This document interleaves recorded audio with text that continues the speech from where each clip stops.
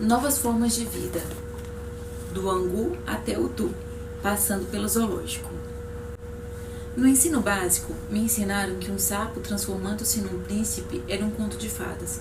Na universidade, me ensinaram que um sapo transformando-se num príncipe era um fato. Ron Carlson. No filme Contato, Jodie Foster desempenha o papel de um cientista que faz parte do grupo de pesquisa chamado Busca por Vida Extraterrestre Inteligente, cuja sigla em inglês é SETI, S-E-T-I. A SETI é uma organização real. Tem cientistas que varrem o espaço em busca de sinais claros de vida inteligente. O que é um sinal claro de vida inteligente? Uma mensagem. Isso mesmo, alguma coisa como leve o lixo para fora, assinado mamãe.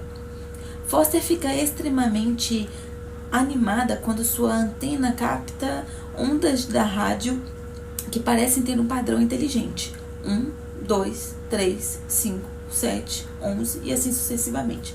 São os números primos, diz ela. Isso não pode ser um fenômeno natural. É fato que ondas de rádio aleatória podem ser produzidas naturalmente, mas as que contêm uma mensagem sempre possuem uma fonte inteligente. Os números primos de 1 até 101, em ordem, constituem uma mensagem que pode vir apenas de um ser inteligente. Foster está tão confiante de que o ET foi encontrado que anuncia publicamente sua descoberta. Oficiais militares e governamentais vão até o seu laboratório. Se isso é uma fonte inteligente, então por que eles não falam inglês? Pergunta um dos oficiais, com um tom de gozação. Porque a matemática é a única língua universal, ataca Foster. É claro que ela está certa. De fato, os alfabetos, e portanto a própria linguagem em si, podem ser reduzidos a números. É por isso que o alfabeto ocidental é matematicamente idêntico ao alfabeto genético do DNA. E é por isso que a comparação das informações das células com as enciclopédias é um relacionamento 1 para 1, em vez de ser simplesmente uma analogia. Embora Foster e seus colegas mais tarde descubram uma mensagem mais complicada embutida nas ondas de rádio, eles já estão absolutamente certos de que os números primos sozinhos provam que a mensagem veio de uma vida inteligente. Por que estão certos disso? Porque a observação repetida nos diz que apenas seres inteligentes criam mensagens e que as leis naturais nunca fazem isso. Ao vermos uma sequência de números primos, percebemos que isso exige uma causa inteligente, assim como as mensagens. Leve o lixo para fora, assinado mamãe, e Mary ama Scott também a exigem. Ironicamente, Contato foi baseado num romance do falecido Carl Sagan, um apaixonado evolucionista que acreditava na geração espontânea e que foi uma pessoa fundamental para o início do programa do SETI verdadeiro. A ironia reside no fato de que Sagan estava absolutamente convencido de que uma simples sequência de números primos prova a existência de vida inteligente, mas o equivalente a 1000 enciclopédias da primeira vida unicelular não provava isso. É preciso ter muita fé para não acreditar em Deus, mais do que a fé que temos. É preciso ter muita fé para não acreditar em Deus, mais do que a fé que temos. Além disso, foi o próprio Carl Sagan que escreveu isso sobre o cérebro humano. A informação contida no cérebro humano, expressa em bytes, é provavelmente comprovável ao número total de conexões entre os neurônios, cerca de 100 trilhões de bytes. Se fosse escrita em inglês, digamos, essa informação encheria 20 milhões de volumes. A enciclopédia de 20 milhões de livros está dentro da cabeça de todos nós. O cérebro é um lugar muito grande num espaço muito pequeno. A neuroquímica do cérebro é extremamente ativa. É um circuito de uma máquina mais maravilhosa do que qualquer uma que o ser humano já tenha visto. Na verdade, Sagan provavelmente subestimou o conteúdo de informações do cérebro em 20 milhões de livros. Ainda assim, o número são impressionantes. Para se ter uma ideia, imagine-se na quadra de um grande ginásio de esportes antes de um jogo. Você é a única pessoa naquele ginásio e está vendo cerca de 20 mil lugares vazios ao seu redor. Quantos livros você precisaria empilhar em cada assento para que houvesse 20 milhões de livros naquele estádio? Você precisaria empilhar 1.000 livros em cada assento para ter 20 milhões de livros dentro daquele estádio.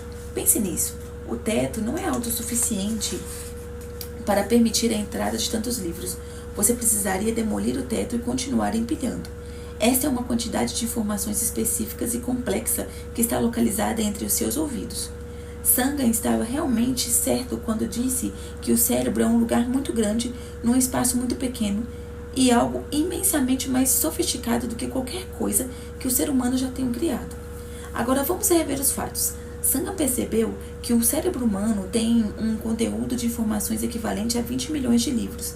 Também percebeu que ele é drasticamente mais específico e complexo do que uma sequência de números primos.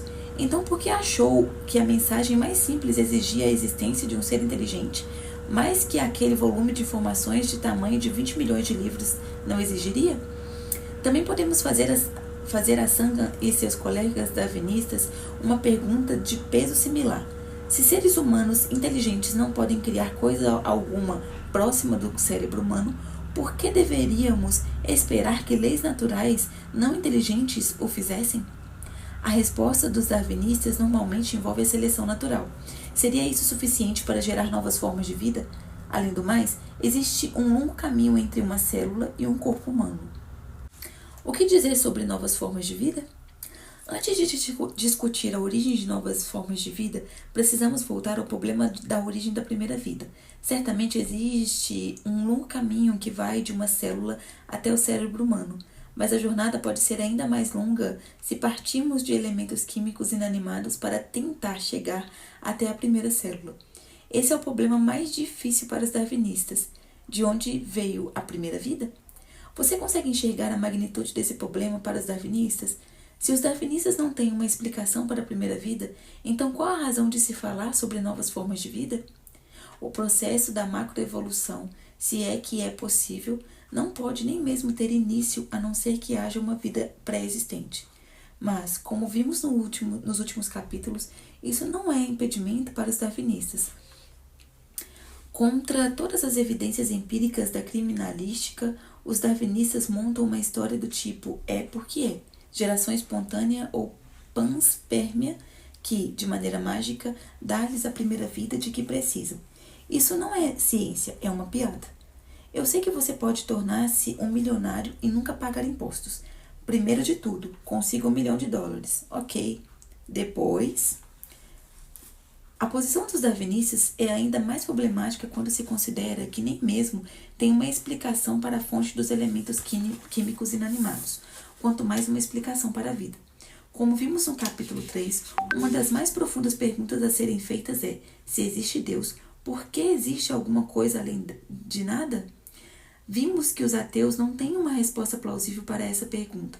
Sugerir uma possibilidade não é suficiente. Eles precisam apresentar provas se quiserem ser científicos. É óbvio que não sabem de onde veio o universo. Uma boa tampa da caixa, visão de mundo, deveria ser capaz de explicar de maneira plausível todos os dados. Se ela não pode responder às perguntas fundamentais da origem do mundo ou da vida, não é uma tampa viável. É hora de procurar outra. Embora vejamos que a tampa da caixa dos darwinistas seja essencialmente falha, precisamos observar algumas afirmações que os darwinistas fazem em relação à origem de novas formas de vida. Sua teoria é chamada de macroevolução. Macroevolução versus microevolução. Você se lembra da macroevolução, do angu até tu, passando pelo zoológico? É a crença de que todas as formas de vida descendem de um ancestral comum, a primeira criatura unicelular. E tudo isso aconteceu por meio de um processo natural destituído de qualquer intervenção inteligente. Deus não foi envolvido. Foi um processo completamente cego.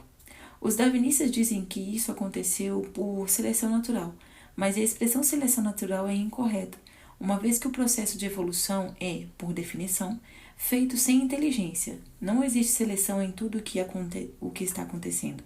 É um processo cego. A expressão seleção natural simplesmente significa que as criaturas que sobrevivem são aquelas que melhor se adaptam. E daí? Isso é verdade por definição. O mais adaptado sobrevive. Isso é tautologia, um argumento circular que não prova coisa alguma. Logicamente, essas são as criaturas mais bem equipadas genética e estruturalmente para lidar com condições ambientais mutáveis. É por isso que elas sobrevivem. Como exemplo de seleção natural, considere o que acontece com uma bactéria atacada por antibióticos. Quando a bactéria sobrevive a uma luta com os antibióticos e se multiplica, esse grupo sobrevivente de bactérias pode ser resistente àquele antibiótico. A bactéria sobrevivente é resistente àquele antibiótico porque a bactéria-mãe possui a capacidade genética de resistir ou uma rara mutação bioquímica de algum tipo que a ajudou a sobreviver. Dizemos rara porque mutações são quase sempre prejudiciais. Uma vez que a bactéria sensível morre, a bactéria sobrevivente multiplica-se e passa a ser dominante. Os darwinistas afirmam que a bactéria sobrevivente evoluiu, tendo se adaptado ao ambiente. A bactéria sobrevivente nos dá exemplo de evolução. Muito bem, mas que tipo de evolução? A resposta que estamos prestes a dar é absolutamente crítica. De fato, fora das pressuposições filosóficas que já expusemos, definir evolução é talvez o ponto de maior confusão na controvérsia evolução-criação. É aqui que os erros e as falsas afirmações darwinistas começam a multiplicar-se tal como uma bactéria, se não forem verificadas por aqueles que acreditam que a observação é importante para a ciência. É aqui que a observação nos diz, a bactéria que sobreviveu continua sendo bactéria. Ela não evoluiu para outro tipo de organismo. Isso seria macroevolução. Nunca se observou a seleção natural criando novos tipos. Mas macroevolução é exatamente aquilo que os darwinistas afirmam dos dados.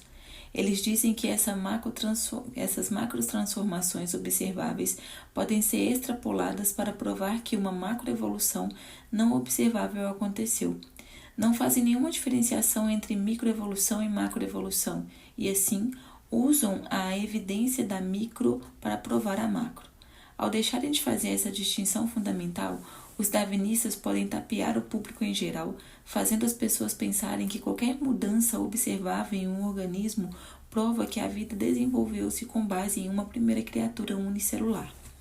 Por isso, é essencial que se façam as distinções corretas e que todas as suposições ocultas sejam expostas quando se discute a controvérsia criação-evolução. Assim, se alguém um dia perguntar-lhe: "Você acredita na evolução?", você deve responder com a seguinte pergunta: "O que você quer dizer com evolução? Quer dizer micro ou macroevolução?". A microevolução já foi observada, mas não pode ser usada como prova para a macroevolução, que nunca foi observada. Os darwinistas são mestres em definir o termo evolução de maneira ampla o suficiente, de modo que a prova de uma situação pode ser contada como prova de outra. Infelizmente para eles, o público está começando a perceber essa tática, mas em grande parte devido às obras populares do professor de Direito da Universidade de Berkeley, Phillips A. Johnson. Johnson foi o primeiro a expor o truque de manipulação dos darwinistas em seu livro arrasador intitulado Darwin no Tribunal. É nessa obra que ele destaca que nenhuma das provas para a seleção natural nos dão uma razão persuasiva para acreditar que a seleção natural possa produzir novas espécies, novos órgãos ou quaisquer outras mudanças importantes, nem mesmo mudanças menores que sejam permanentes. O biólogo Johnson Wills concorda quando escreve que mutações bioquímicas não podem explicar as mudanças em larga escala do organismo que vemos na história da vida. Por que a seleção natural não pode cumprir essa tarefa?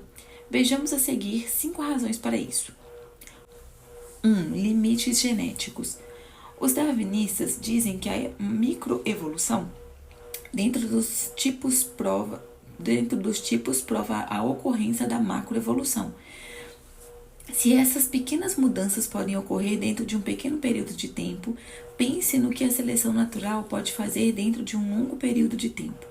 Infelizmente, para os darwinistas, os limites genéticos parecem ter sido colocados nos tipos básicos. Por exemplo, criadores de cães sempre encontram limites genéticos quando inteligentemente tentam criar novas raças de cães. Os cães podem variar de tamanho desde um chow-chow até um dinamarquês. Mas apesar das melhores tentativas dos criadores mais inteligentes, os cachorros sempre continuam sendo cachorros. Do mesmo modo, apesar dos melhores esforços dos cientistas inteligentes de manipular a mosca de fruta, seus experimentos nunca resultaram em qualquer outra coisa além da mosca de fruta, e normalmente espécimes defeituosos. Isso é especialmente significativo porque a vida curta de uma mosca de fruta permite aos cientistas testarem muitos anos de variação genética em um pequeno período de tempo. Mais importante ainda é destacar que a comparação entre seleção natural e seleção artificial de raças feitas por pesquisadores é completamente inválida, como mostrado na tabela abaixo. A maior diferença está no fato de que a seleção artificial é guiada com inteligência, enquanto a seleção natural não é. Diferenças cruciais. Tabela 6.1. Seleção artificial, seleção natural. Na seleção artificial, a meta tem um objetivo fim em vista. Na natural, não tem objetivo fim em vista. Na seleção artificial, tem um processo guiado com inteligência. Na seleção natural, um processo é cego. Na seleção artificial, as opções são escolha inteligência de raça, e na seleção natural não há escolha inteligência de raças. A proteção. Na seleção artificial, as raças são protegidas de processos destrutivos. Na seleção natural, as raças não são protegidas de processos destrutivos. Na seleção artificial, preserva-se anomalias desejadas. Na natural, elimina a maioria das anomalias. Na seleção artificial, interrupções continuadas para alcançar o objetivo desejado. Na seleção natural, não faz interrupções para alcançar qualquer tipo de objetivo. Na seleção artificial, a sobrevivência preferencial. Na seleção natural, não há sobrevivência preferencial. Confundir processos inteligentes com processos não inteligentes é um erro comum dos darwinistas. Foi isso que aconteceu quando eu, Norm, debati com o humanista Paul Kurtz em 1986 sobre o assunto da evolução, moderado pelo famoso apologista de TV norte-americana John Archerberg. O debate produziu esse diálogo em relação à macroevolução. Geisler. Acreditar que a vida surgiu por acaso é como acreditar em um Boeing 747 surgiu depois de um tornado ter passado por um ferro velho. Você precisa ter muita fé para acreditar nisso. Kurtz. Bem, o 747 evoluiu. Podemos voltar ao tempo dos irmãos Wright e ver o primeiro tipo de aeroplano que eles criaram. Geisler. Criaram? Kurtz. Sim, mas a Ankerberg. Por que inteligência? Por inteligência ou por acaso? Risos. Kurtz. Houve um período de tempo em que essas formas mudaram. Ankerberg. Mas eles não criaram aqueles aeroplanos usando inteligência? Kurtz. Eu estava usando a analogia de que o Dr. Geisler estava usando. Geisler. Bem, você está ajudando meu argumento. Risos. Você precisa deixar esse argumento e encontrar outro. Kurtz. Não. Acho que a questão que estou levantando é boa porque houve mudanças no aeroplano mais simples para o mais complexo. Geisler. Sim, mas essas mudanças ocorreram por meio de intervenção inteligente. O fato é que a mudança direcional nos aeroplanos por meio de inteligência não prova nada em relação à possibilidade de mudança direcional nos seres vivos sem inteligência.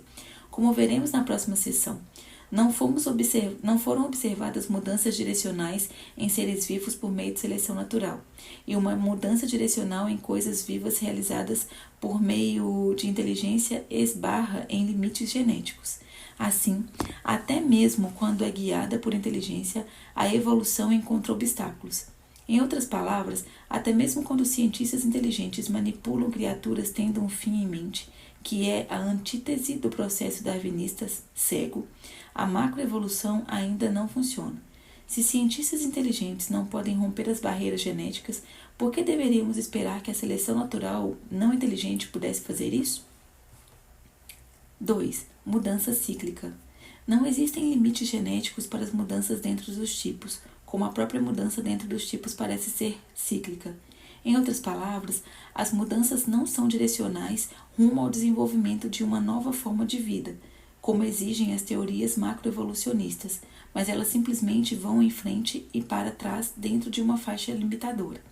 Os tendilhões de Darwin, por exemplo, apresentaram variações do tamanho do bico, fato que tinha relação com o clima. O bico maior ajudava a quebrar sementes maiores e mais duras durante o processo de seca, e o bico menor trabalhava bem enquanto o tempo mais úmido trouxe uma abundância de sementes menores e mais macias.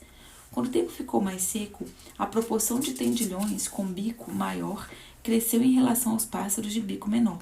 A proporção inverteu-se logo depois de um período contínuo de tempo úmido. Perceba que nenhuma forma de vida passou a existir. Eles continuaram sendo tendilhões. A única alteração deu-se na proporção relativa de animais com bico grande e bico pequeno. Perceba também que a seleção natural não pode explicar de que maneira surgiram os tendilhões. Em outras palavras, a seleção natural pode ser capaz de explicar a sobrevivência de uma espécie, mas não consegue explicar o surgimento de uma espécie. 3. Complexidade irredutível. Em 1859, Charles Darwin escreveu: se pudesse ser demonstrado que qualquer órgão complexo existente não tivesse sido formado por modificações numerosas, sucessivas e pequeninas, minha teoria estaria absolutamente acabada. Hoje sabemos que existem muitos órgãos, sistemas e processos na vida que se encaixam nessa descrição. Um deles é a célula. Um deles é uma célula. Nos dias de Darwin, a célula era uma caixa preta, uma misteriosa e pequena parte da vida que ninguém podia observar. Mas agora que temos a capacidade de olhar dentro da célula, vemos que a vida em nível molecular é imensuravelmente mais complexa do que Darwin jamais sonhou. De fato, ela é irredutivelmente complexa. Um sistema irredutivelmente complexo é composto de diversas partes bem casadas e interativas que contribuem para uma função básica, no qual a remoção de qualquer uma de suas partes faz com que ele pare de funcionar. Essas são as palavras de Michael Berry, professor de bioquímica da Universidade de Leiden, que escreveu um revolucionário livro. A pesquisa de Berry verifica que coisas vivas são literalmente repletas de máquinas moleculares que executam as diversas funções da vida. Essas máquinas moleculares são irredutivelmente complexas, o que significa que todas as partes de cada uma dessas máquinas devem ser completamente formadas, estar nos lugares corretos, nos tamanhos corretos, operar na sequência adequada e em sincronia para que a máquina funcione. O motor de um carro é um exemplo de um sistema irredutivelmente complexo. Se acontecer uma mudança no tamanho dos pistões, então é necessário fazer uma mudança no comando das válvulas, no bloco, no sistema de refrigeração, no compartimento do motor e em outros sistemas, ou o novo motor não vai funcionar. Berry mostra que coisas vivas são irredutivelmente complexas, tal como o motor de um carro. Com meticulosos detalhes, ele mostra que inúmeras funções do corpo, coagulação do sangue, os cílios, o mecanismo de propulsão de alguns organismos, a visão, exigem sistemas irredutivelmente complexos que não podem ter se desenvolvido na forma gradual darwinista. Por quê? Porque os intermediários não seriam funcionais. Assim como acontece com o motor de um carro, todas as partes certas devem estar no lugar certo, no tamanho certo, ao mesmo tempo, para que se possa existir alguma função. Não, você pode construir com metade do motor debaixo do capô do carro. Também não seria possível sair dirigindo se uma parte essencial do motor fosse codificada e outras não. Da mesma forma, os sistemas vivos se tornariam rapidamente não funcionais se fossem modificados peça por peça. O grau de complexidade irredutível nos seres vivos é estonteante. Lembra-se de que o alfabeto genético do DNA é composto de 4 letras, A, T, C e G. Bem, dentro de cada célula humana existe cerca de 3 milhões de pares dessas letras. O seu corpo não apenas tem 3 trilhões de células, mas produz milhões de novas células a cada segundo.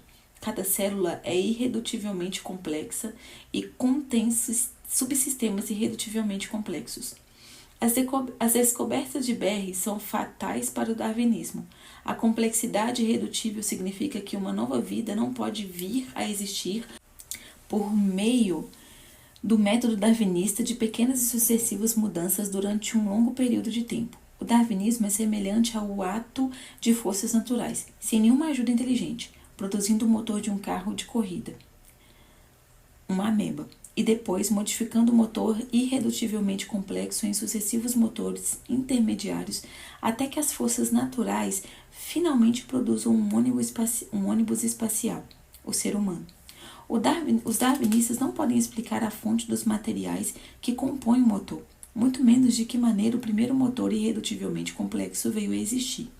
Também não pode demonstrar um processo não inteligente por meio do qual qualquer motor tenha evoluído até se transformar num ônibus espacial, enquanto fornecia algum tipo de propulsão nos passos intermediários.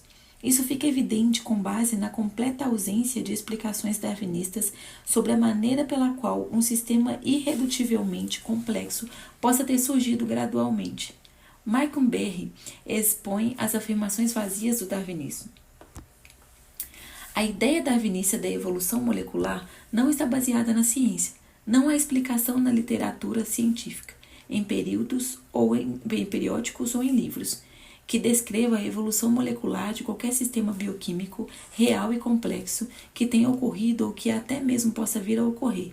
Existem afirmações de que tal evolução aconteceu, mas absolutamente nenhuma delas é apoiada por experimentos pertinentes ou por cálculos. Uma vez que não há autoridade na qual basear as afirmações de conhecimento, pode-se verdadeiramente dizer que a afirmação da evolução molecular darwinista é simplesmente arrogância. As débeis tentativas de darwinistas de lidar com a complexidade irredutível revelam a magnitude do problema para sua teoria. O darwinista Ken Miller surgiu com a complexidade irredutível não verdadeira porque ele pode mostrar que o exemplo citado por Berry para a complexidade irredutível, uma ratoeira, não é na verdade um sistema irredutível complexo. De acordo com Berry, todas as 5 partes de uma ratoeira tradicional precisam estar no lugar ao mesmo tempo, em ordem correta, para que a ratoeira funcione. Você não pode pegar ratos simplesmente com uma plataforma e uma mola, por exemplo. Mas Miller acha que pode refutar a afirmação de Berry construindo uma ratoeira similar com apenas 4 partes. Miller realmente levantou isso durante um debate televisionado pela PBS no final da última década de 90. A crítica de Miller erra o alvo, primeiramente, tal como um típico darwinista. Miller ignora o fato de que sua ratoeira exige inteligência para ser construída. Segundo Berry, não está dizendo que é necessário 5 partes para construir qualquer ratoeira, mas apenas a ratoeira tradicional.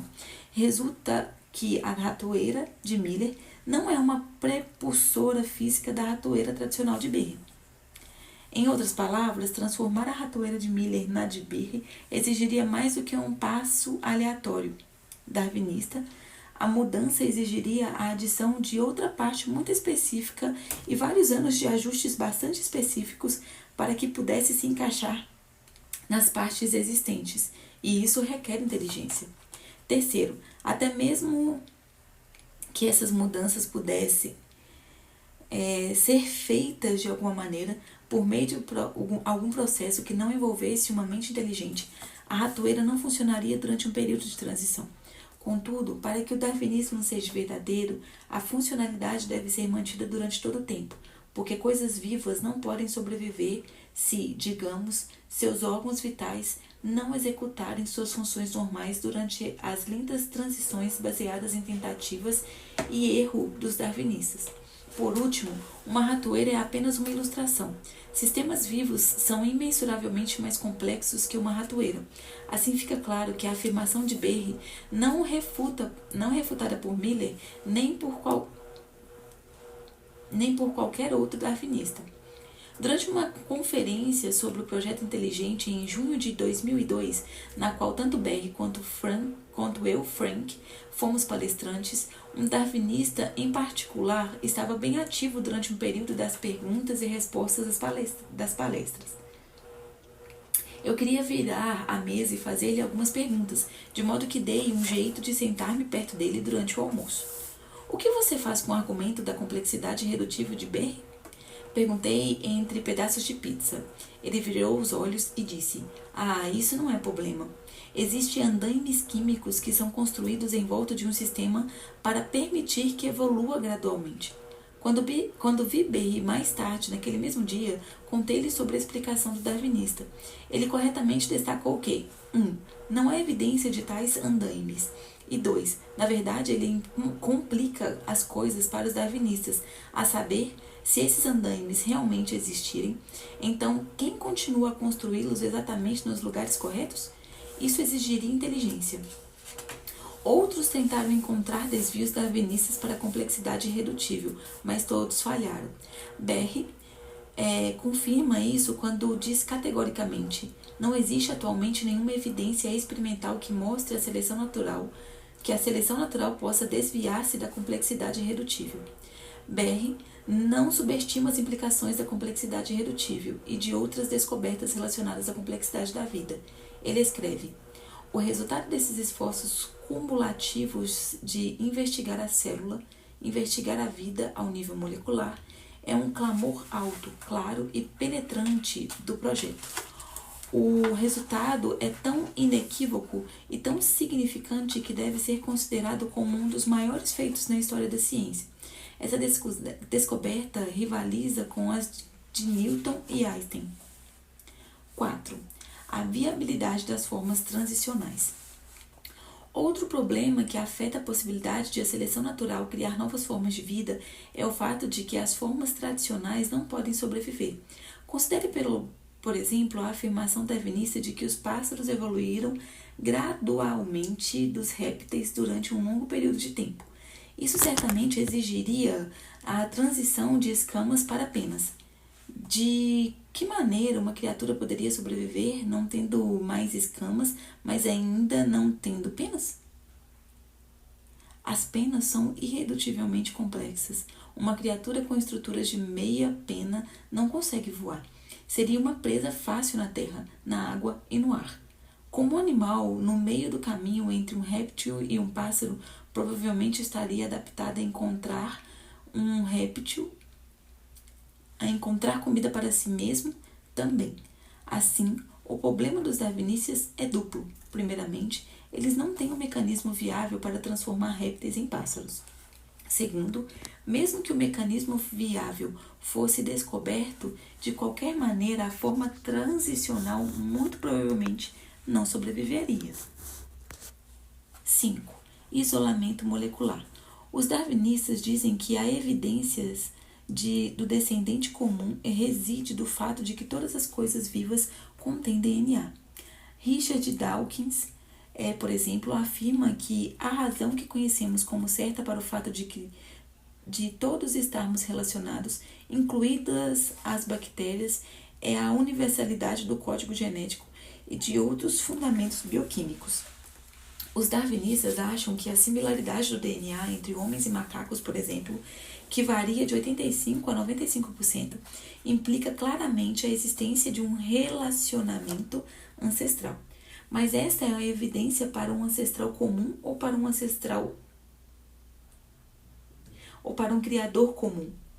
Poderia ser interpretada das duas maneiras. Talvez os darwinistas estejam certos. É possível que tenhamos um código genético comum porque todos nós sejamos descendentes de um ancestral comum. Mas, do mesmo modo, eles podem facilmente estar errados. Talvez tenha um código genético comum porque um criador comum nos planejou para que vivêssemos na mesma biosfera. Além do mais, se toda criatura viva fosse bioquimicamente diferente, provavelmente não existiria uma cadeia alimentar. Talvez não seja possível existir vida com diferentes formas bioquímicas. Mesmo que isso fosse possível, talvez ela não sobrevivesse nessa biosfera. Vamos considerar a figura 6.3. Será que a similaridade e a progressão provam que um caldeirão evoluiu da colher de chá? Não. Similaridade e progressão não implicam automaticamente a existência de uma ascendência comum. Nesse caso, sabemos que existe um criador ou um projetista comum. Essa é a mesma situação que temos para as coisas vivas. Figura 6.3. Existem colheres que de certa forma vão derivando de tamanho até serem transformadas em panelas e panelas para outras maiores, maiores até se tornarem caldeirões. Similaridade e progressão. A similaridade de projeto prova a existência de um ancestral comum ou um projetista comum. Será que o caldeirão evoluiu da colher de chá? Como dissemos, a capacidade do alfabeto genético do DNA de conter uma mensagem é equivalente à capacidade do alfabeto ocidental de conter uma mensagem. A única diferença é que o alfabeto do DNA tem apenas 4 letras, contra as 26 do alfabeto ocidental. Uma vez que todos os seres vivos possuem DNA com suas bases de nitrogênio, representadas pelas letras A, T, C e G, devemos esperar um alto grau de similaridade na informação entre as criaturas, quer elas se relacionem, quer não, por meio de um ancestral. Vamos usar um exemplo. Roma fica na Itália. Amor fica na Itália. Embora as letras das duas orações sejam idênticas e a ordem seja muito semelhante, uma alteração na sequência delas geraria significados distintos. Do mesmo modo, uma única diferença na ordem da letra A, T, C e G nas coisas vivas podem gerar criaturas que estão muito longe de uma hipotética árvore evolucionista. Enquanto alguns estudos mostram, por exemplo, que a similaridade do DNA de humanos e de determinado macaco pode ser de cerca de 90%, outros estudos mostram que a similaridade do DNA dos humanos e dos ratos também é cerca de 90%. Tais comparações são controversas e não completamente estendidas, mas pesquisas precisam ser realizadas nesse campo. Mas se os ratos são geneticamente próximos dos humanos e dos macacos, isso complicaria grandemente qualquer explicação darwinista. Mas vamos supor que estudos mais avançados mostrem um dia que o DNA de um macaco seja verdadeiramente mais próximo do DNA do humano do que o que qualquer outra criatura. Isso não seria uma prova da conclusão dos darwinistas de que existe um relacionamento ancestral. Mais uma vez, a razão para a similaridade poderia ser um criador comum, em vez de um ancestral comum. Devemos encontrar outras evidências no nível molecular que nos ajudem a descobrir se o código genético comum é uma evidência de um ancestral comum ou de um criador comum. Essa outra evidência foi encontrada pela comparação da sequência da proteína. As proteínas são os tijolos da vida. Elas são compostas de longas cadeias de unidades químicas chamadas aminoácidos. A maioria das proteínas tem em sua estrutura mais de 100 desses aminoácidos, os quais precisam estar numa ordem bastante específica.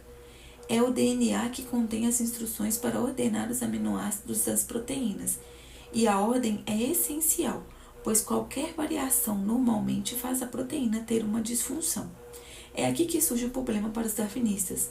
Se todas as espécies compartilham de um ancestral comum, deveríamos esperar encontrar sequências de proteínas que fossem formas transicionais.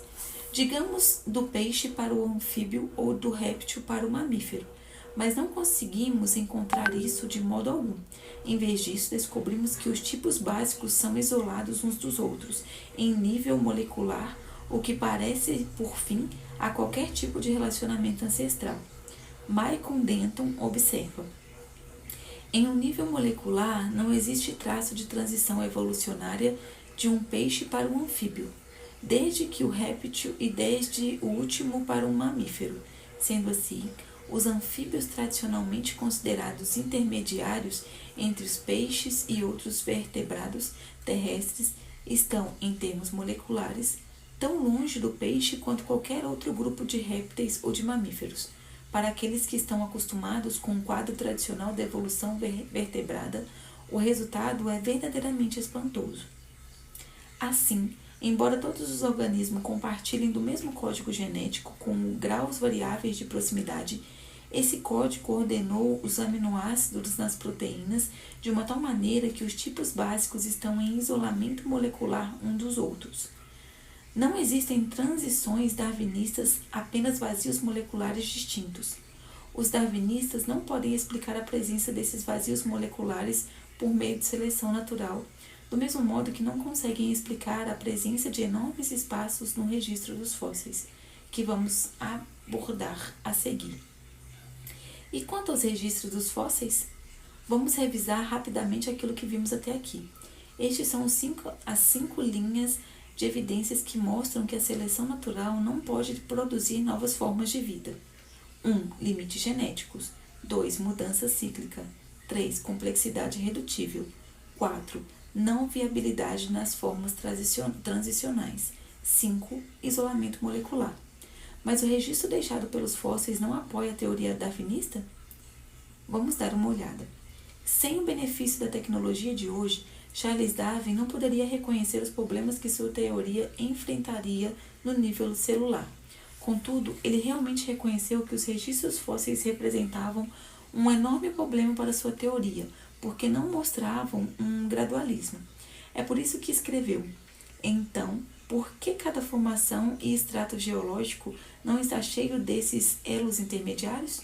É certo que a geologia não revela essa cadeia orgânica gradual e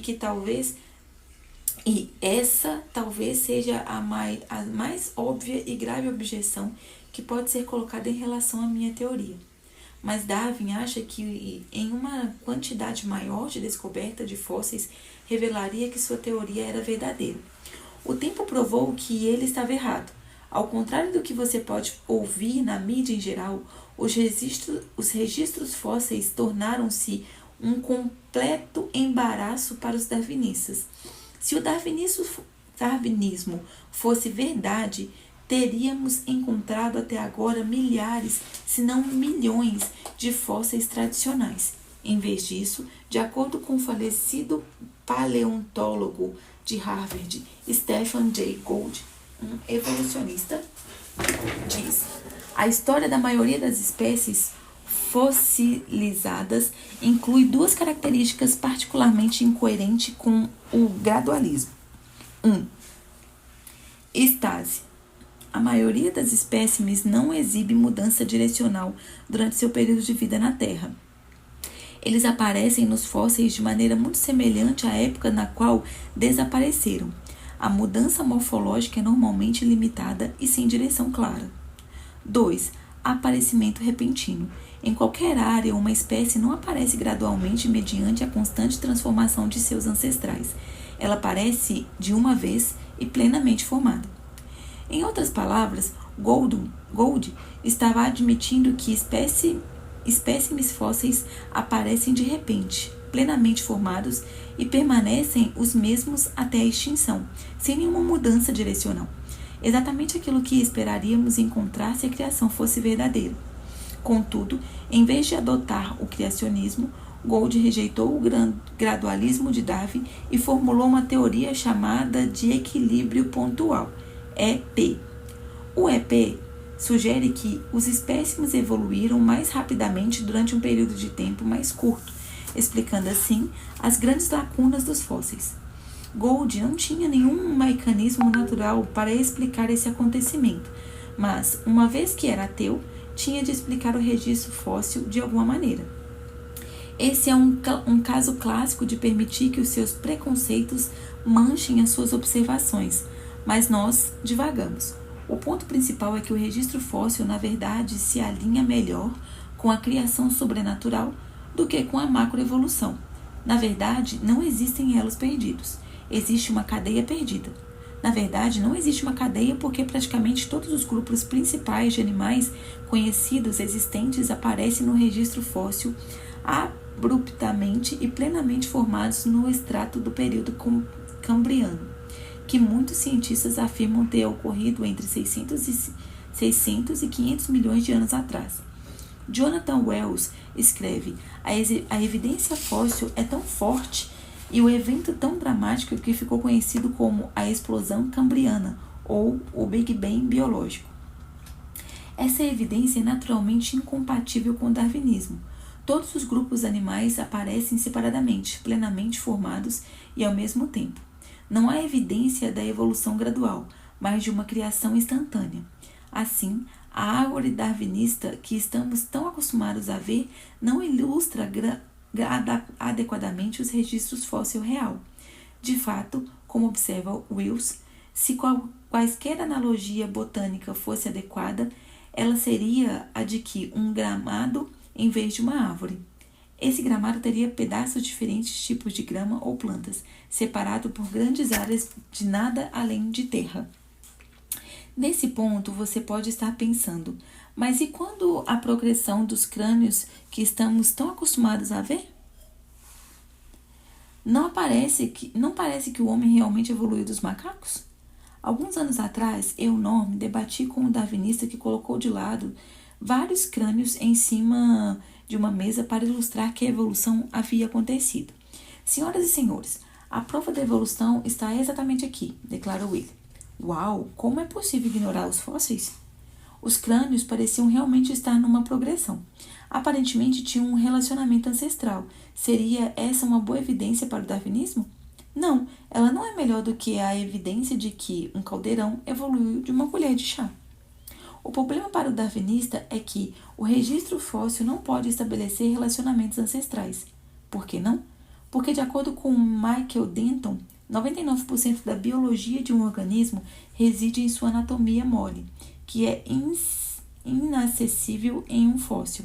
Em outras palavras, é extremamente difícil descobrir a cobertura biológica de uma criatura olhando para os seus restos fósseis.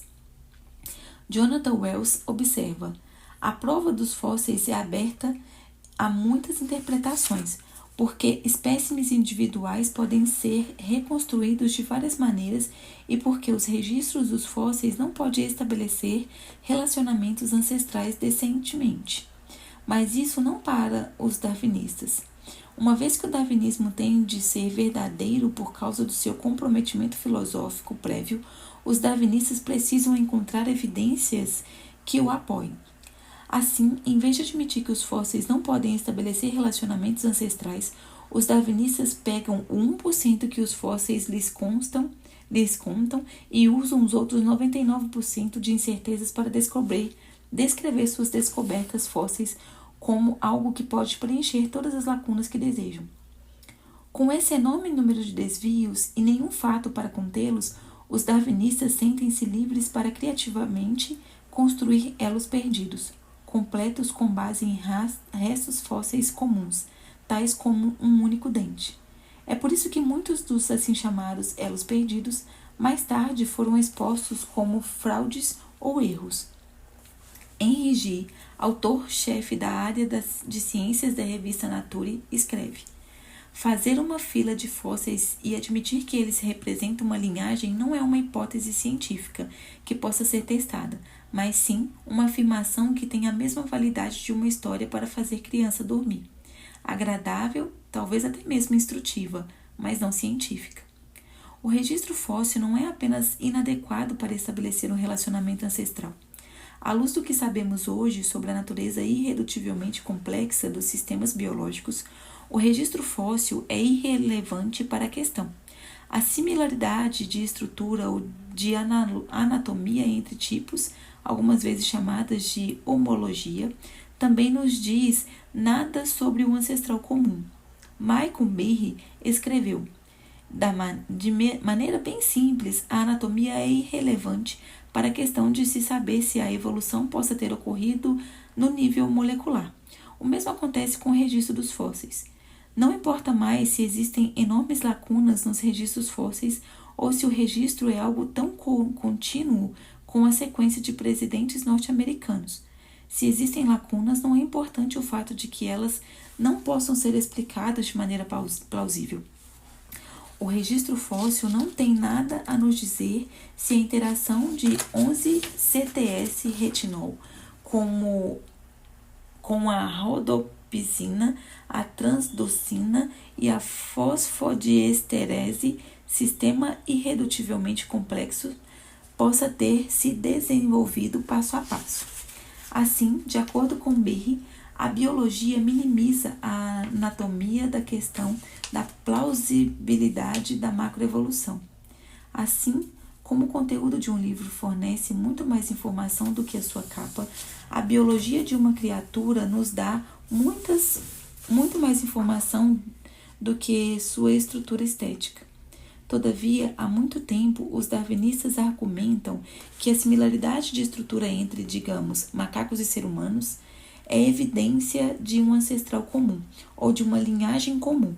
Será que nunca lhes ocorreu que a similaridade de estrutura pode ser evidência de um projetista comum, em vez de um ancestral comum?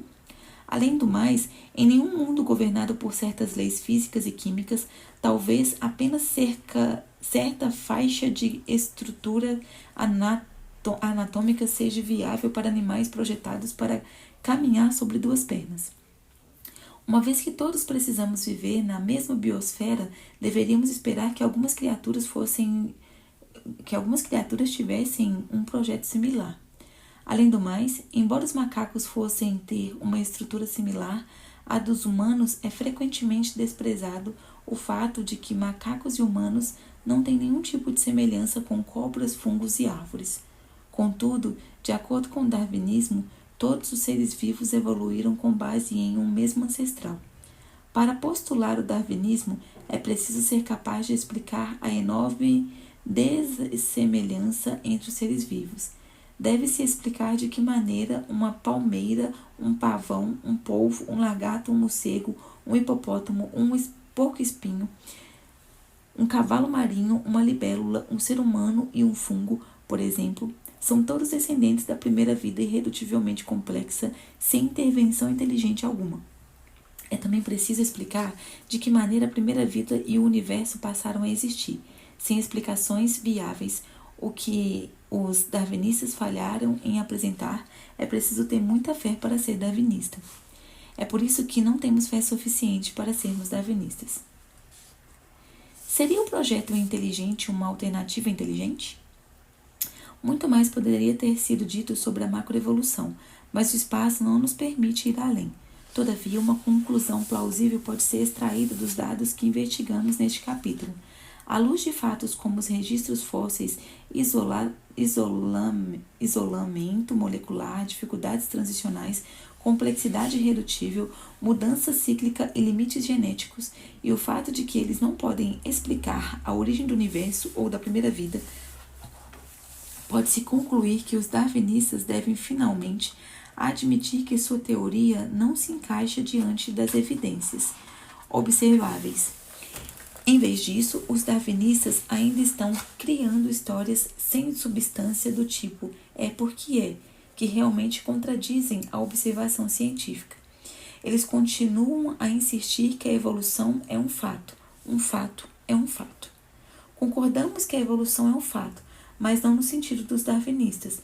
Se você define evolução como mudança, então certamente as coisas vivas evoluíram, mas essa evolução se dá no nível micro e não no nível macro.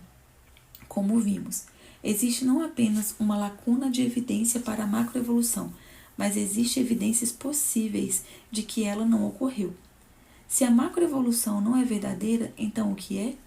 Bem, se não existe a explicação natural para a origem de novas formas de vida, então deve haver uma explicação inteligente. É a única opção que nos resta. Não existe uma posição intermediária entre a inteligência e a não inteligência. Ou a inteligência está envolvida ou não está. Mas os darwinistas não gostam dessa opção. Assim, uma vez que eles exaurem a sua capacidade de defender adequadamente suas próprias posições com evidências científicas não tendenciosa, o que acontece muito rapidamente, os darwinistas geralmente voltam suas armas para quem crê em um projeto inteligente. Aqueles de nós que acreditam que existe uma inteligência por trás do universo e da vida. Aqui estão suas objeções e as nossas respostas. Objeção. O projeto inteligente não é ciência. Resposta. Como já vimos, a ciência é uma busca pelas causas e existem apenas dois tipos de causa, a inteligência e a não inteligência natural. A afirmação dos darwinistas de que o projeto inteligente não é ciência está baseada em sua definição tendenciosa de ciência, mas isso é fazer uma argumentação em círculos. Se sua definição de ciência exclui as causas inteligentes de antemão, então você nunca considerará o projeto inteligente como ciência. A ironia dos darwinistas é essa. Se o projeto inteligente não é ciência, então o darwinismo também não é. Por quê? porque tanto os darwinistas quanto os cientistas defensores do projeto inteligente estão tentando descobrir aquilo que aconteceu no passado. Perguntas com relação às origens são perguntas criminalísticas e assim exigem que usemos os princípios científicos da criminalística que já discutimos. De fato, para que os darwinistas possam excluir um projeto inteligente do campo da ciência, deveriam, além de excluírem a si mesmos, excluir também a arqueologia, a criptologia, as investigações criminalísticas de acidentes e busca por vida extraterrestre inteligente. Essas são ciências criminalísticas legítimas que olham para um passado em busca de causas inteligentes. Alguma coisa deve estar errada com essa definição darwinista de ciência. A tabela 6.2 mostra a diferença entre ciência empírica e ciência criminalística. Ciência empírica, operação. Ciência criminalística, origem. Na ciência empírica, estuda o presente. Na ciência criminalística, estuda o passado. Na ciência empírica, estuda-se regularidades. Na criminalística, singularidades. Na empírica, estuda o repetível. Na criminalística, estuda o não repetível. Na empírica, recriação possível. Na criminalística, recriação impossível. Na empírica, estuda como as coisas funcionam. Na ciência criminalística, estuda como as coisas começaram. Na ciência empírica, testada pela repetição do experimento. Na ciência criminalística, testada pela uniformidade. Na empírica, pergunta como uma coisa funciona. A criminalística pergunta qual é a origem de algo. Exemplos da empírica. Como a água cai? Como a rocha se desgasta? Como funciona um motor? Como a tinta gruda no papel? Como funciona a vida? Como funciona o universo? Já na criminalística, qual é a origem de uma usina hidrelétrica? Qual é a origem de um monte Rushmore? Qual é a origem do motor? Qual é a origem deste livro? Qual é a origem da vida? Qual é a origem do universo? Objeção: o projeto inteligente comete a falácia do Deus das lacunas.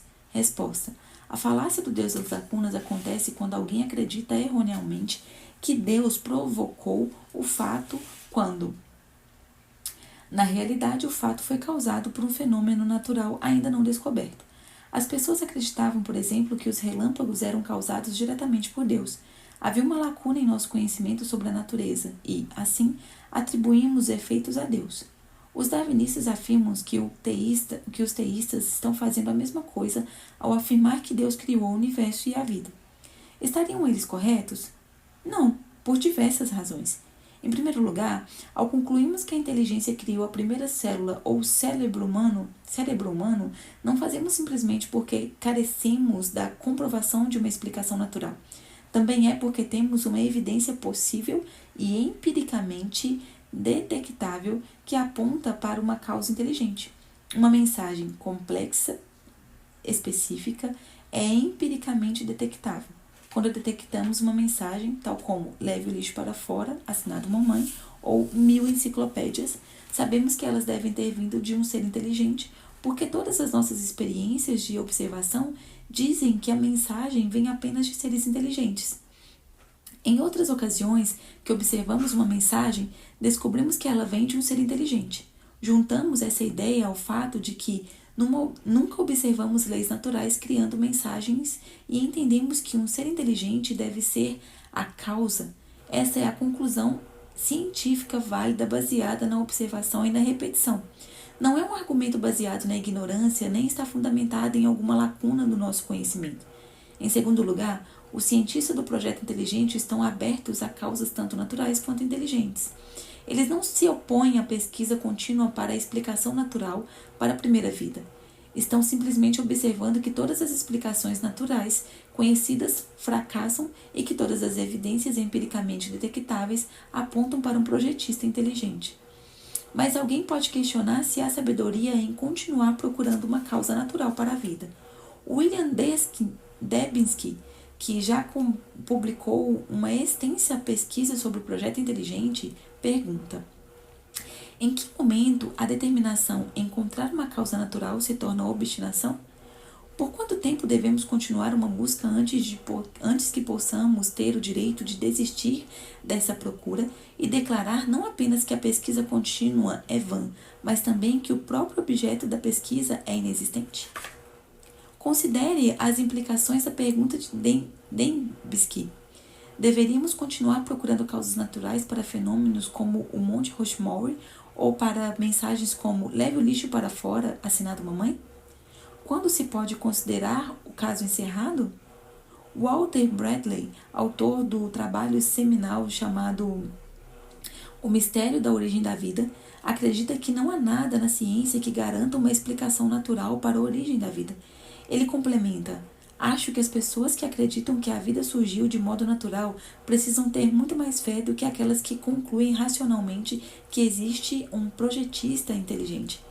Independentemente de se pensar ou não que devamos continuar procurando uma explicação natural, o ponto principal é que os cientistas ligados ao PI estão abertos tanto a causas naturais quanto a causas inteligentes. O que acontece é que uma causa inteligente combina melhor com as evidências. Terceiro, a conclusão para o projeto inteligente é passível de falsificação. Em outras palavras, o PI poderia ser refutado caso se descobrisse um dia leis naturais que pudessem ter criado a complexidade específica. Contudo, o mesmo não pode ser dito em relação à posição darwinista. Os darwinistas não permitem a falsificação de sua história da criação, porque, como já descrevemos, não dão espaço para que qualquer outra história da criação seja considerada. Sua ciência não é aberta à tentativa ou à correção. Ela é mais mente fechada do que a mais dogmática doutrina da Igreja que os darwinistas pudessem criticar. Por fim, o fato é que quem está cometendo a falácia do Deus das lacunas são os darwinistas. O próprio Darwin foi certa vez acusado de considerar a seleção natural com um poder ativo de deidade. Mas parece que, na verdade, a seleção natural é a deidade ou Deus das lacunas para os darwinistas de hoje, quando se veem totalmente derrotados diante da definição de como sistemas biológicos repletos de informação e irredutivelmente complexos passaram a existir. Simplesmente cobrem a lacuna do conhecimento, afirmando que a seleção natural, o tempo e o acaso fizeram isso. A habilidade de tal mecanismo de criar sistemas biológicos ricos em informação vai no sentido contrário ao da evidência da observação. As mutações quase sempre danosas e o tempo e o acaso não fazem bem aos darwinistas, como explicamos no capítulo 5. Na melhor das hipóteses, a seleção natural pode ser responsável por mudanças menores das espécies vivas, mas não podem explicar a origem das formas de vida básica. Você precisa de uma coisa viva com a qual possa começar para que uma seleção natural aconteça. Contudo, a despeito dos problemas óbvios com o seu mecanismo, os darwinistas insistem que ela cobre qualquer lacuna que exista em seu conhecimento. Além disso, decididamente ignoram as evidências positivas e empiricamente detectáveis de um ser inteligente. Isso não é ciência, mas o dogma de uma religião secular. Os darwinistas, tais quais os oponentes de Galileu, estão deixando que sua religião governe suas observações científicas. Objeção: o projeto inteligente possui motivações religiosas. Resposta: existem dois aspectos nessa objeção. O primeiro é que algumas pessoas ligadas ao projeto inteligente podem estar motivadas pela religião. E daí? Isso faz o projeto inteligente ser falso? Será que a motivação religiosa de alguns darwinistas torna o darwinismo falso? Não, pois a verdade não resiste na motivação dos cientistas, mas na qualidade das evidências. A motivação dos cientistas ou a tendência não necessariamente significam que esteja errado. Ele poderia ter um viés e ainda assim estar errado. O viés ou a motivação não é a questão principal. A verdade é que é. Às vezes a objeção se inicia da seguinte maneira: você não pode acreditar em qualquer coisa que diga sobre as origens porque ele é criacionista. Bem, espada boa é aquela que corta dos dois lados.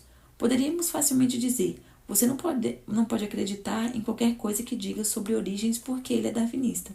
Porque as conclusões do criacionista são imediatamente consideradas tendenciosas, mas as conclusões dos darwinistas são automaticamente consideradas objetivas?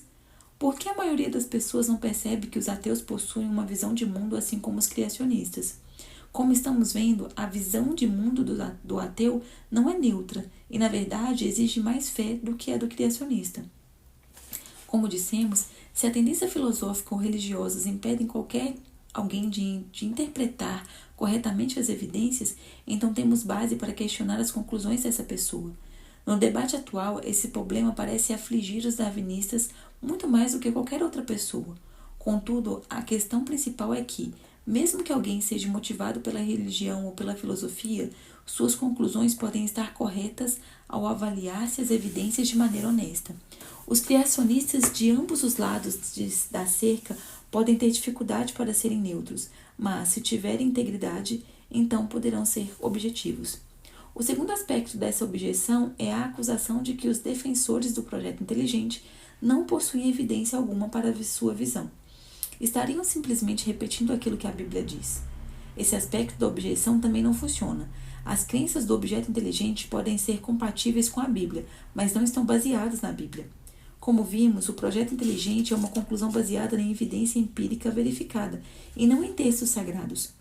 Como observada por Michael Behe, a vida na Terra, em seu nível mais fundamental, em seus componentes mais críticos, é produto da atividade inteligente. A conclusão do projeto inteligente surge naturalmente dos próprios dados, e não de livros sagrados ou de crenças sectárias. O projeto inteligente também não é ciência da criação. Os cientistas do PI não fazem afirmações que o assim chamados cientistas da criação fazem. Eles não dizem que os dados apoiam indubitavelmente a ideia dos 6 dias de 24 horas do Gênesis ou um dilúvio mundial. Em vez disso, reconhecem que os dados favoráveis ao projeto inteligente não estão baseados numa era específica ou na história geológica da Terra.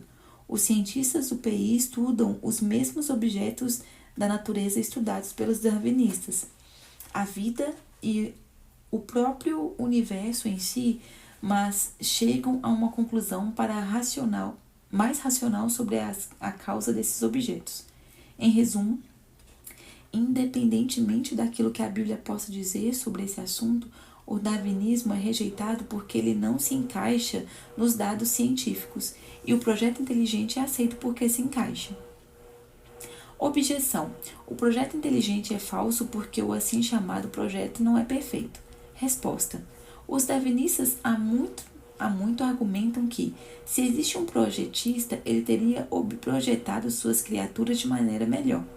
Stephen Jay Gould destacou isso em seu livro The Pandas Thumb, publicado em português pela Martins Fontes, O Polegar do Panda, no qual cita o aparente projeto menos que ótimo de uma saliência óssea nos pandas que se assemelha a um polegar. O problema dos darwinistas é que isso, na verdade, se mostra mais como um argumento favorável à existência de um projetista do que um argumento contrário a ele. Primeiramente, o fato de Gould poder identificar alguma coisa como um projeto menos que ótimo implica que sabe qual é o projeto ótimo. Você não pode saber se alguma coisa é imperfeita, a não ser que saiba como é a coisa perfeita. Desse modo, até mesmo a objeção de Gould de que existe um projeto menos que ótimo implica na admissão de que é possível perceber um projeto no polegar do panda. A propósito, esta é uma outra razão pela qual pode-se dizer que os darwinistas estão errados quando afirmam que o projeto inteligente não é ciência. Quando afirmam que alguma coisa não foi planejada corretamente, a implicação é que eles poderiam dizer se determinada coisa foi projetada corretamente. Isso prova aquilo que os cientistas do PI estão dizendo há muito tempo. O PI é ciência porque o projeto é empiricamente detectável. Em segundo lugar, o projeto menos que ótimo não significa que não existe um projeto. Em outras palavras, Mesmo que você presuma que alguma coisa não foi projetada da melhor maneira, isso não significa que ela não tenha sido projetada de algum modo. O seu carro não foi projetado da melhor maneira, mas ainda assim ele foi projetado. Certamente não foi montado pelas leis da natureza. Em terceiro lugar, com o objetivo de poder dizer que alguma coisa é menos que ótima, você deve saber quais são os objetivos ou os propósitos do projetista. Se Gould não sabe o que o projetista desejava, então não pode dizer que o projeto não atingiu aquelas intenções. De que maneira Gould sabe que o polegar do panda não é exatamente aquilo que o projetista tinha em mente? Gould presume que o panda deveria ter polegares opositores tais como os humanos, mas talvez o projetista quisesse que os polegares dos pandas fossem exatamente como são. Além do mais, o polegar do panda funciona muito bem ao ajudá-lo a quebrar as varas de bambu e chegar até a parte comestível. Talvez os pandas não precisem de polegares opositores porque não precisam escrever livros como Gould. Eles simplesmente precisam descascar o bambu. Gould não pode culpar o projetista pelo polegar se ele não tem outra função a não ser quebrar o bambu. Por último, em um mundo confinado pela realidade física, todo projeto exige concessões e ajustes. Carros maiores podem ser mais seguros e confortáveis, mas também são mais difíceis de manobrar e consomem mais combustível. O teto mais alto deixa a sala mais impressionante, mas também consome mais energia. Pelo fato de alguns ajustes não poderem ser evitados neste mundo, os engenheiros devem procurar uma posição que alcance melhor maneira os objetivos planejados inicialmente. Você não pode colocar a culpa no projeto de um carro compacto porque, por exemplo, ele não carrega 15 passageiros. O objetivo é levar apenas 4 passageiros e não 15. O produtor do carro fez o ajuste entre tamanho e economia de combustível e alcançou o objetivo planejado. Do mesmo modo, é possível que o projeto do polegar do panda seja uma concessão que, ainda assim, atinge o objetivo inicial. O polegar é perfeito para descascar o bambu. É possível que o polegar atrapalhasse o panda em alguma outra atividade se tivesse sido planejado de outra maneira. Sem saber os objetivos do projetista, nós simplesmente não sabemos explicar. O que realmente sabemos é que as críticas de Gould não podem ser bem-sucedidas sem se saber quais são esses objetivos. Então, por que ainda existem darwinistas? Se a evidência favorável ao projeto inteligente é tão decisiva, então por que ainda existem darwinistas? Além do mais, essas pessoas não são tolas. Seus nomes normalmente estão seguidos pelas letras PhD. A primeira coisa a se notar é que essa não é uma questão puramente intelectual, na qual os darwinistas presumem um olhar desapaixonado diante das evidências e então chegam a uma conclusão racional. Richard Dawkins fez uma famosa declaração: é absolutamente seguro dizer que, se você encontrar alguém que afirma não acreditar na evolução, essa pessoa é ignorante, estúpida ou doente, ou maldosa, mas prefiro não considerar isso.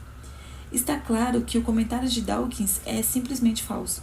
Existem pessoas brilhantes com PhD que acreditam num projeto inteligente. A questão real é: por que as injúrias? Por que a emoção? Por que a hostilidade? Eu achava que isso era ciência. Deve haver alguma coisa mais em jogo aqui. Realmente existe. Vamos voltar à citação de Richard Lewontin, feita no capítulo anterior. Lembre-se de sua afirmação de que os darwinistas acreditam em seus absurdos porque esse materialismo é absoluto, pois não podemos permitir a entrada de nada que seja divino. Vejamos agora a verdadeira questão: manter Deus de fora. Mas por que os darwinistas não querem a entrada de nada que seja divino? Sugerimos 4 razões principais. Em primeiro lugar, ao admitir Deus, os darwinistas estariam admitindo que eles não são a mais elevada autoridade que se refere à verdade.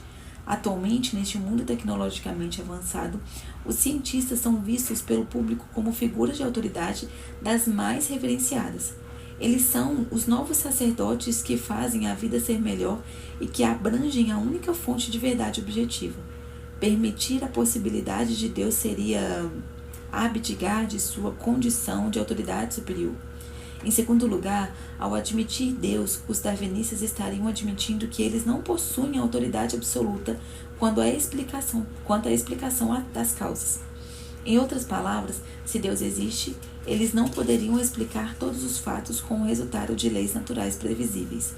Richard Leontin impõe essa ideia da seguinte maneira: apelar para uma divindade onipotente é permitir que, a qualquer momento, a regularidade da natureza possa ser rompida, que milagres possam acontecer. Como notou Jostrom, quando isso acontece, o cientista perde o controle, certamente para Deus e, talvez, para o teólogo. Terceiro, ao admitir Deus, os darwinistas se arriscariam a perder a segurança financeira e a admiração profissional. Como assim? É que existe uma tremenda pressão na comunidade acadêmica para publicar alguma coisa que apoia a evolução. Encontre alguma coisa importante e você poderá sair na capa da revista Geográfica Universal. Ou ser assunto de uma propaganda espacial na televisão. Não encontre nada e você poderá perder um emprego, um patrocínio financeiro ou, no mínimo, a ajuda de seus colegas materialistas. Desse modo, existe a motivação do dinheiro, da segurança no trabalho e do prestígio para fazer avançar a visão do mundo darwinista. Por último, e talvez mais significativo de todas as razões, ao admitir Deus, os darwinistas estariam admitindo que eles não têm autoridade para definir por si mesmos o que é certo ou errado. Ao excluir o sobrenatural, os darwinistas podem evitar a possibilidade de que qualquer coisa seja moralmente proibida. Se Deus não existe, tudo é permitido, como observou um personagem do romance Fyodor Dostoiévski. Vamos discutir a conexão entre Deus e a moralidade no capítulo seguinte. De fato, o falecido Julian Huxley, um ex-líder darwinista, admitiu que a liberdade sexual é uma motivação popular por trás do dogma evolucionista. Quando ele foi perguntado pelo apresentador Merv Griffin por que as pessoas acreditam na evolução, Huxley respondeu honestamente: a razão pela qual aceitamos o darwinismo, mesmo sem provas, é que não queríamos que Deus interferisse nos nossos hábitos sexuais. Perceba que ele não citou as evidências a favor da geração espontânea ou as evidências do registro dos fósseis. A motivação que ele observou como prevalente entre os evolucionistas estava baseada nas preferências morais e não na evidência científica. O ex-ateu Lee Strobel revela que tinha a mesma motivação quando acreditava no darwinismo. Ele escreve: estava mais do que feliz em agarrar-me ao darwinismo como desculpa para descartar a ideia de Deus, de modo que eu pudesse pôr em prática descaradamente a minha agenda de vida, sem restrições morais. O autor e conferencista Hall Carlson fez os darwinistas admitirem o mesmo a ele. Em determinada ocasião, depois de dar uma palestra numa grande universidade sobre os problemas do darwinismo e a evidência do projeto inteligente, Carlson jantou com um professor de biologia que havia assistido a sua apresentação. Então, o que você achou do meu discurso? Perguntou Carlson. Bem, Ron, começou o professor, o que você diz é verdade, faz muito sentido, mas eu vou continuar ensinando o darwinismo de qualquer maneira, disse. Carlson estava embasbacado. Mas por que você faria isso? Perguntou ele. Bem, para ser honesto com você, Ron, é porque darwinismo é moralmente confortável. Moralmente confortável? O que você quer dizer com isso? Insistiu Carlson. Quero dizer que, se o darwinismo é verdadeiro, se não existe Deus e se todos nós evoluímos de uma pequena alga verde, então posso dormir com quem eu quiser, observou o professor. Não existe responsabilidade moral no darwinismo. Este foi um momento de total fraqueza. É claro que isso não quer dizer que todos os darwinistas pensem dessa maneira ou que todos os darwinistas sejam imorais. É fato que muitos deles têm uma vida moralmente melhor do que muitos dos assim chamados cristãos. Isso simplesmente revela que alguns darwinistas são motivados pelas evidências, mas em vez disso, por um desejo de permanecer livres das perceptíveis restrições morais de Deus. Essa motivação pode levá-los a suprimir a evidência do Criador, de modo que possam continuar a viver de maneira que desejam. Nesse sentido, o darwinismo não é simplesmente não é diferente de muitas outras religiões mundiais pelo fato de apresentar uma maneira de lidar com a culpa que resulta no comportamento imoral. A diferença é que alguns darwinistas, em vez de reconhecer a culpa e oferecer maneiras de expiá-la ou regras para evitá-las, tentam evitar qualquer implicação de culpa por meio da afirmação de que não existe tal coisa como um comportamento imoral ou culpa em relação a isso. Essas 4 motivações sugeridas não deveriam nos causar surpresa. Sexo e poder são motivadores que subjazem a muitos de nossos intensos debates culturais, como aqueles sobre aborto e homossexualidade. Nesses debates é muito comum as pessoas simplesmente assumirem posições que se alinham com seus desejos pessoais, em vez de levarem em conta as evidências. Da mesma maneira, a crença no darwinismo é frequentemente a questão de disposição em vez de uma questão de mente. Às vezes as pessoas recusam-se a aceitar aquilo que sabem ser verdadeiro por causa do impacto que terá em sua vida. Isso explica por que alguns darwinistas sugerem a absurdas explicações contra-intuitivas, explicações que vão contra o bom senso. A despeito da clara evidência favorável ao projeto, esses darwinistas temem a intromissão de Deus em sua vida pessoal mais do que temem estarem errados sobre suas conclusões científicas. Não estou dizendo que todos os darwinistas possuem tais motivações para suas crenças. Alguns podem verdadeiramente acreditar que a evidência científica apoia sua teoria. Achamos que eles possuem essa concepção errônea porque a maioria dos darwinistas raramente estuda a pesquisa de outros que trabalham em diferentes campos. Como resultados, poucos compreendem o assunto como um todo. Isso é especialmente verdadeiro com relação aos biólogos. Jonathan Wells, biólogo molecular e celular, observa: em sua maioria, os biólogos são cientistas honestos que trabalham duro e que insistem numa apresentação precisa das evidências, mas que raramente se aventuram para fora de seus próprios campos. Em outras palavras, embora façam um trabalho honesto, eles veem apenas sua própria peça de quebra-cabeça. Uma vez que foram ensinados que a tampa darwinista da caixa do quebra-cabeça é, de maneira geral, verdadeira, existem apenas alguns pequenos detalhes irritantes que não foram resolvidos. A maioria dos biólogos interpreta a sua peça do quebra-cabeça tendo a tampa da caixa em mente, dando à visão darwinista o benefício da dúvida e pressupondo que a evidência realmente decisiva em favor do darwinismo reside em outro campo da biologia. Assim, mesmo que eles não possam ver evidência de geração espontânea ou da macroevolução em sua peça do quebra-cabeça, a evidência deve estar em algum lugar na biologia, porque a tampa da caixa darwinista exige que essas coisas sejam verdadeiras. Essas circunstâncias fazem o paradigma evolucionista não ser desafiado pela maioria dos biólogos. Qual é a verdadeira importância da idade do universo? Não poderíamos sair da discussão sobre evolução e criação sem pelo menos mencionar a idade do universo. Uma vez que existem várias perspectivas sobre o assunto, especialmente dentro do círculo cristão, não temos espaço para tratar de todas aqui. Elas são discutidas em detalhes na Enciclopédia de Apologética e na Sistemática e Teologia, volume 2. Contudo, realmente queremos destacar que, embora certamente a idade do universo seja uma questão teológica interessante, a questão mais importante não é quando o universo foi criado, mas que ele foi criado. Como vimos, o universo explodiu e passou a existir do nada, tendo sido adaptado com precisão para suportar a vida na Terra. Uma vez que este universo, incluindo a contínuo espaço de tempo, teve início, isso exige a existência de um iniciador, independente de quanto tempo atrás esse início tenha acontecido. Do mesmo modo, uma vez que este universo é planejado, ele exigiu a presença de um projetista, independente de quanto tempo atrás tenha sido projetado.